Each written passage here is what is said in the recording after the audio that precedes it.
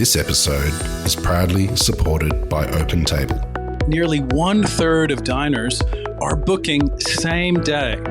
So they're making those decisions on the spot. And 10% are making their bookings within just a few hours. And so it's why it's so important to have booking software like OpenTable, which allows your diners to discover you.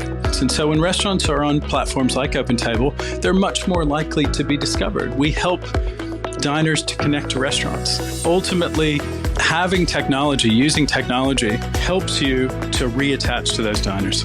Experience the power of OpenTable. For an exclusive offer, visit restaurant.opentable.com.au/DITW. I'd like to acknowledge Australia's First Nation people as the traditional custodians of the land, and for this episode in particular, the Ngunnawal people. I pay my respects to their elders past, present and emerging. We're just translators. So someone comes in, they speak a certain wine language, I've got my own particular language, and it's just about figuring out where the common ground is. This is Over a Glass. I'm Shanteh Wale. James Dickson-Hoyle is the Group Beverage Director of Such and Such. After originally stumbling into hospitality, he now strides and slides around some of Canberra's hottest venues, creating wine lists and sharing his passion of wine with avid diners. Welcome, James. Thanks for joining me. Thanks, Shanteh. Thanks for having me on. Oh, I'm really thrilled to. We actually haven't crossed paths, but I want to hear all about you. Tell me about your first memory of wine. Oh, that's actually really an interesting one. I kind of came to wine quite late. I was very much into beer when I first started in hospitality. Wasn't super interested in wine. But probably my first memory is the very classic Clare Valley Rieslings that my parents drank that I really did not enjoy. And then it probably wasn't until much later working in Melbourne where I kind of stumbled into Italian wine through Locke at Tipo 00. And that's kind of really where the excitement took hold, I guess. Well, if you were really into beer, I can see that is definitely the gateway into getting more into beverages in general. Now, you were working, before you're in hospo, you're working at Dan Murphy's, is that right? Was that just a way to try and, get a discount on beer? A little bit, yeah. It was, my first jobs were stacking shelves in Coles. I did a little bit of call centre work, as you do when you're 18 and just want to make a bit of money. And then one of my friends was working at Dan Murphy's and was like, it's great, you get a little bit of a discount. It's just a nice place to work and we're hiring, do you want a job? And I was like, all right, that sounds okay. And then, was working there.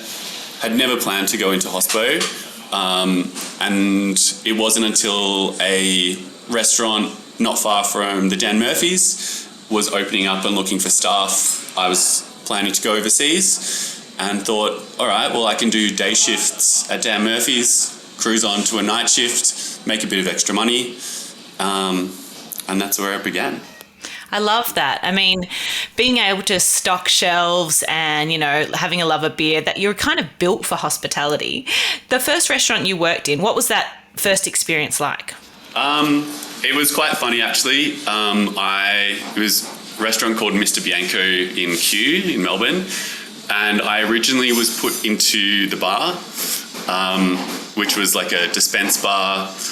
I don't know why they thought I'd be that great at that job, but I think maybe it was a bit of minimizing my greenness by hiding me somewhere.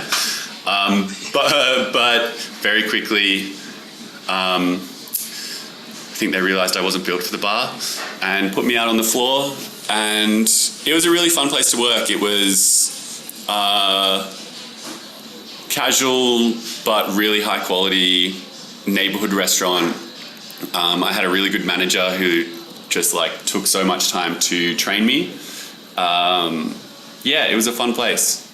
I think it's always, quite eye-opening, the first restaurant you work in, just the whole pace and everything's so different. You said you had a really great manager. That is a gift from God, especially when you are really green. What did that manager teach you in particular that you take into your life now? Probably the most important thing was just like trying to remain calm. I think I had a tendency when I first went on the floor to try and go a million miles an hour and get a bit stressy.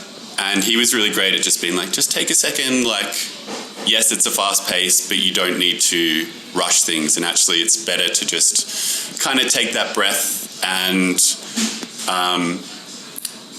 just be like precise and considered in what you're doing, as opposed to just, screaming internally and running around. I totally agree with that. It's almost like when you first, get into restaurants is you can't believe, in my opinion, you can't believe how serious everybody is and how much of a big deal, and everyone's so passionate that when something goes wrong or there's this panic mode that sets in, isn't there? And you're just kind of like, oh my God, it's the end of the world. And someone that's seasoned knows that it's like, okay, take a step back. Don't make more mistakes. Don't snowball it. Just chill out. Yeah, the snowballing thing I've seen happen so many times, especially we have quite a few young staff working at both Pilot and here at Such, and sometimes on a busy night, the pace picks up and you see them sort of make little mistakes that they never would otherwise, and it's just about kind of reassuring them. It's like, it's all good, we got this. Like, if you've got too much to do, one of us senior staff can like pick up some things. Don't get too hung up on the problem and let it kind of spiral. I was terrible at that. I was such a perfectionist that if something went wrong, I was just a walking disaster. It took me a while to learn how to get out of that. Tell me about you moved to London when you were 20, which is pretty young. What was that experience like? Really amazing and eye-opening. I had no real plans apart from I was going there. And I just, again, hadn't intended to work hospitality over there, but all the jobs that I saw were in that space. And ended up working at this really like small neighborhood burger shop, which had like a big dine-in space, which was just like, I think that was the first time I saw the fun side of hospitality, because it was a little bit less serious, and it was like, oh, everyone's just here having a great time. I really like this. And from there ended up moving into like some gastropubs.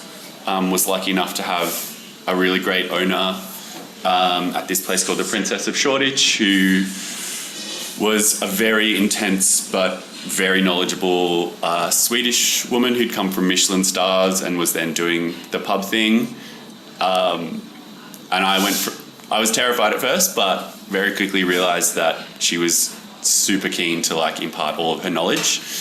And I think that's a bit of a theme I've had, is like had really good managers who are just like willing to take the time to share what they know and what they have.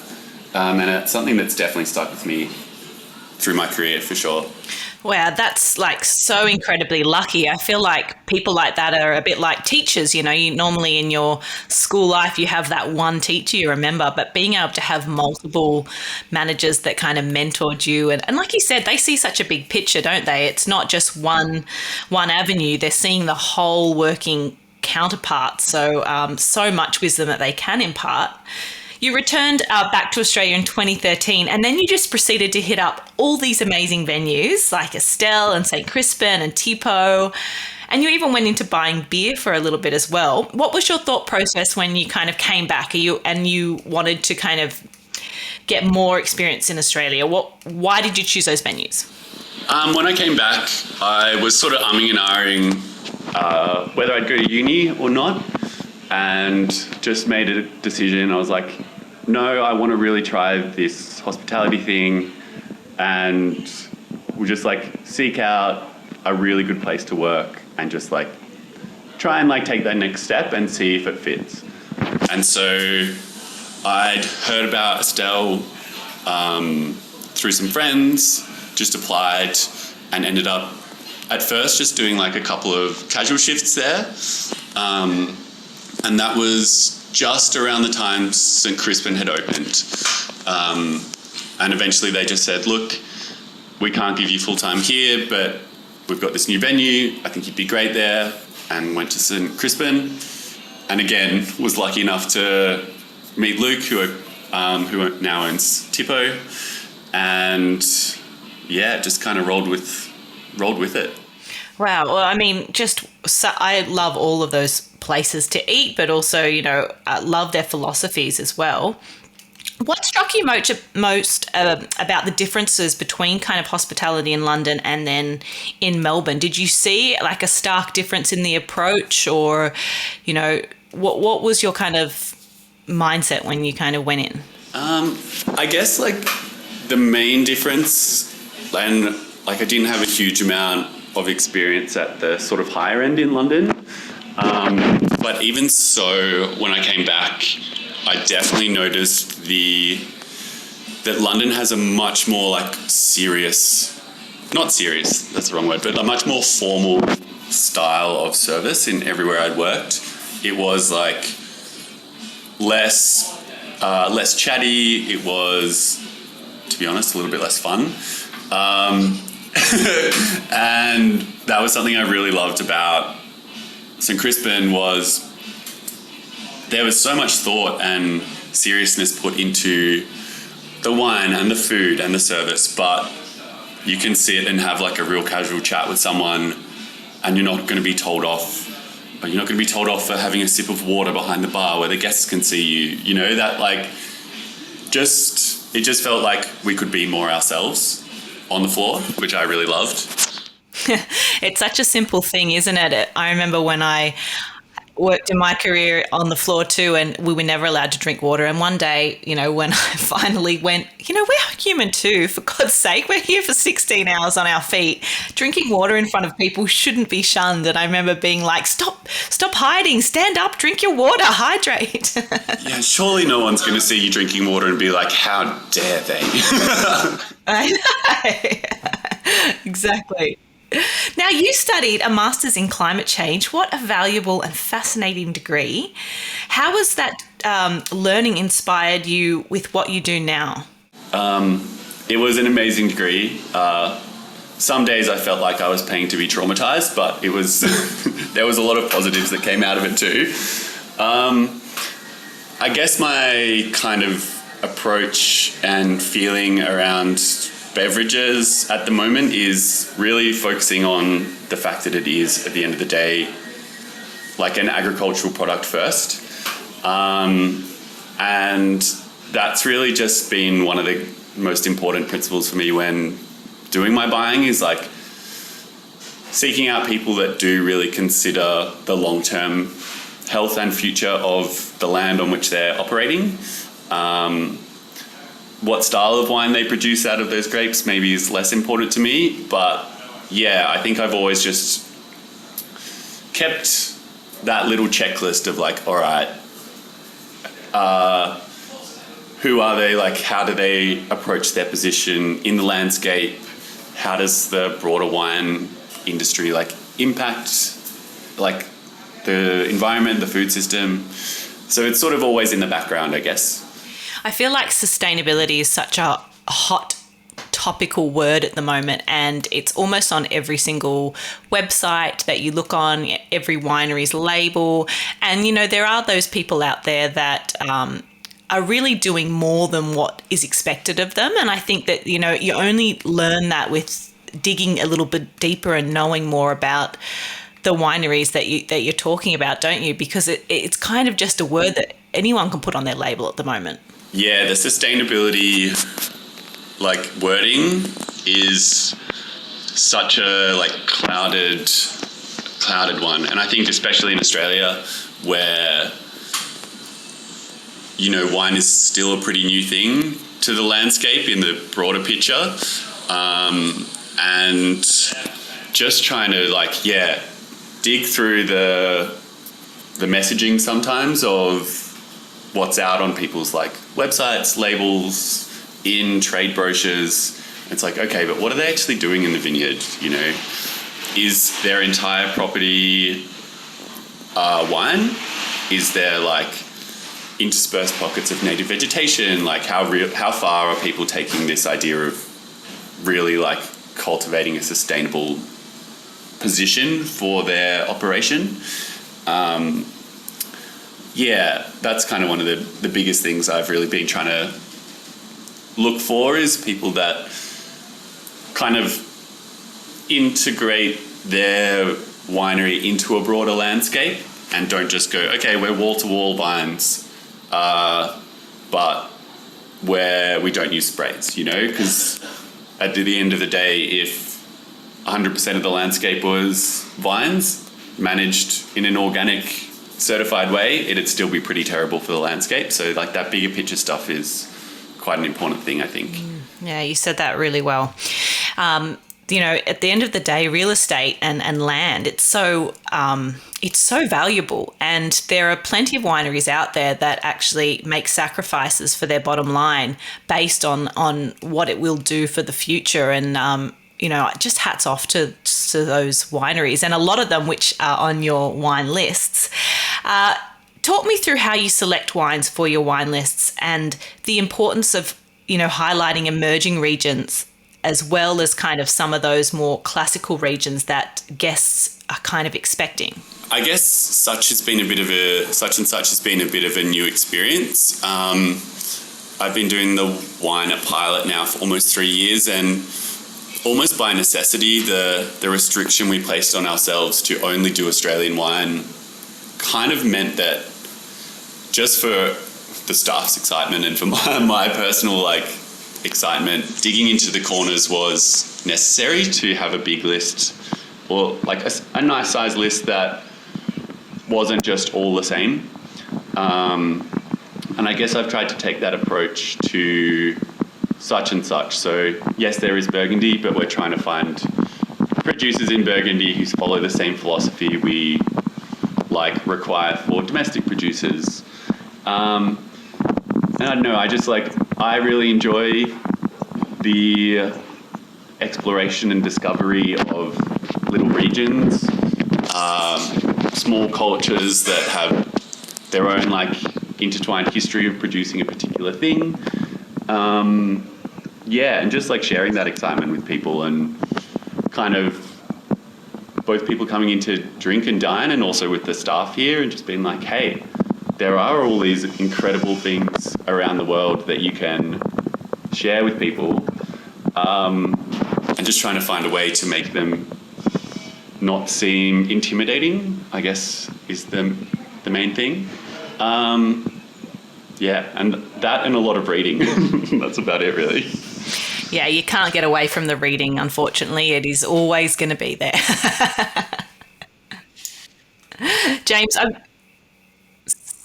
was just going to say, I'm getting a bit of interference. I don't know if it's maybe your ear on the phone, but it's just kind of crackling up the sound, so just be careful of that. Just because I don't want to miss anything that you say, because it's all so valuable when you have to repeat it, that's all. What was my next question? Oh, I've completely thrown myself off now, sorry. When you say, trying to communicate with diners and your guests, but also your staff as well, how do you make, the world of wine not intimidating? How do you kind of bridge that barrier with in an approach to staff, but also to diners? This is actually something I was thinking about. I had to listen to some of the previous podcasts, including the one with Dan Sims, and talking about communication. And one of my really good friends down in Melbourne, who I used to work with, that's in Crispin, we always talked about it as we're just translators. So someone comes in, they speak a certain wine language. I've got my own particular language, and it's just about figuring out where the common ground is, and not making people feel like they have to speak the way I speak, or the way I've been trained, or the way I've learned. The way they speak is equally as valuable, and we just need to figure out how we can kind of communicate together. So that can be, okay, this person wants to know all the tech details, they want to be talked to in like a very formal space, cool, let's go that way. If someone asks about a wine and they just really want to hear, yep, this is like effing delicious, it's like summertime in a bottle, that's also as valuable. And it's just about kind of figuring out those spaces where people feel comfortable. And yeah, I guess that's kind of it, really. I love that analogy. That's fantastic, because if you think about a really good translator, it's not like GP Chat or Google Translate in that you're just picking the words that someone said. You're trying to get a sense of what they're trying to communicate, aren't you? So from one culture to another, they have completely different ways of kind of asking us a question. But if you can get to the core of what you're trying to say, I really love that. I'm going to steal that if you don't mind, because I think that's fantastic. You value mentorship and guiding young minds kind of along the way. How do you foster a relationship with up and coming staff members? Because I really think that, for the future of hospitality is so important to take people that have an interest and see them on their way. But just like a lot of avenues, it's not always a clear-cut path. So how do you go about doing that with your staff? I think the first thing is trying to find the things that excite them about the whole operation, what their little... Because everyone has a different thing that grabs them, I think. And I think that's the most important part, is just paying attention to the young staff. Some of them won't be interested in wine at all. They'll just like the camaraderie, or they'll like the energy. And it's okay, well, let's work with you on that, and let's try and foster that, and then kind of slowly build the knowledge along the way. So I think that for me is the most important thing, is just trying to in the same way we all try and read the guests that come in, just read the younger staff and kind of help foster their excitement. Because if they want to learn and you're open and make it known that you're open to teach, then I feel like people will really be engaged and be energized, as opposed to feeling like they're being lectured all the time. Yeah. Yeah, and you're right, because that can fall on deaf ears, as we know. If you're just constantly hearing somebody correcting and just telling you to do it a different way, you just stop hearing it eventually. But I've met young professionals where perhaps they worked part-time in a fine dining restaurant because they enjoyed the atmosphere, but they, had another career goal and they were at uni and they could do it with their eyes closed. But I've also met young professionals that desperately wanted to make a career, within hospitality, but that really needed a lot of work. And all of them are so valid and so important to just keeping that wheel turning, aren't they? So, wherever you come from, you need to be able to just work with different humans, don't you? 100%. And I think what you said, all of these young staff coming in, whether they are, just a casual who's going to be a casual for maybe in their mind the next couple of years, or whether they are really, I want to dive deep into this, those are all people who deserve attention and engagement in their learning process. And it's just exciting to see how far people come when you give them what they're asking for or what they need. It's just an awesome thing to see. Because I was lucky enough to get that in my career. And so I think it's important to pass that on. Yeah, I totally agree with you. And that's really well said, James. Tell me what is exciting you that's happening in Canberra in terms of the beverage scene at the moment? A lot. As someone born in Melbourne, I had a pretty poor opinion of Canberra before I came here. And it's just been... I know. I was very quickly proved wrong, and I'll admit that. And I think it's just amazing to see the energy there is around Canberra. And I think something that's really exciting too is the energy amongst people coming in to dine. There's people seem so open to trying new things, finding new venues and all these like weird things that I've accidentally bought after work on a Saturday because it sounded really interesting, and people are open to it. There doesn't seem to be the same like, oh no, we only drink this, that I've come across in other places. So I think that helps the scene too, because we can push the boat a bit further because customers and diners will roll with us. Well, that says a lot about the trust that they have in you and that open communication that you so clearly demonstrate, which is really wonderful. James, if you could only drink 3 beverages for the rest of your life, what would they be and why? All right. So I actually, when I found out I was going to be asked this question, the first 2 came really easily. Saison Dupont, like forever and always will be like something that's in the fridge just as a delicious beverage in general.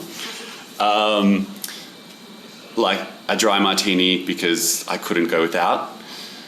The wine one is actually the hardest one because I feel like I always go through different phases, but probably like a sparkling rosé. It just works always.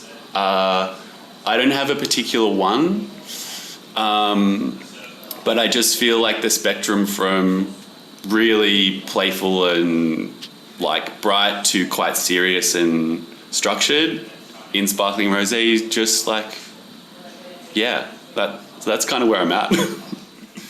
I love that because I totally agree with you. Sparkling rosé, whether it be champagne, grower champagne, big maison, some gorgeous arras, whatever it is, that really hits kind of red berry notes and savoury, and it can fit wherever in a meal. It can be the last kind of drink of the night. You could have it with some beautiful gamey kind of meats, you know, pork. It goes with a bit of everything. And so I love that because you're kind of finding something that fits all the boxes but is just also delicious on its own. Yeah, I agree. It's just like we've paired sparkling rosé at Pilot a couple of times with savoury dishes, and I don't know. It's just something I always want to drink. Mm-hmm. And I always love going to restaurants where the pairing surprises me, and I'm not always just having bubbles followed by Riesling followed by, you know, a skin contact and a Chardonnay and then a Pinot and a red. And it's so nice when you go, oh, how about a little, you know, fizz around about now. I'm always like, yes, let's do that. In saying that, Saison Dupont, that amazing Belgian seasonal ale, never goes astray. So I think we aligned. I love it. Awesome. Well, James, the young professionals of Canberra are in very good hands with you. Thank you so much for joining me and for sharing your insights today. Thanks so much for having me on. It was heaps of fun. This is Over a Glass. I'm Shanteh Wale. Stay tuned for more stories from the world of wine and drinks. Listen in every Thursday on your podcast app. Follow us on Instagram at overaglasspod and contact us at overaglass@deepintheweeds.com.au.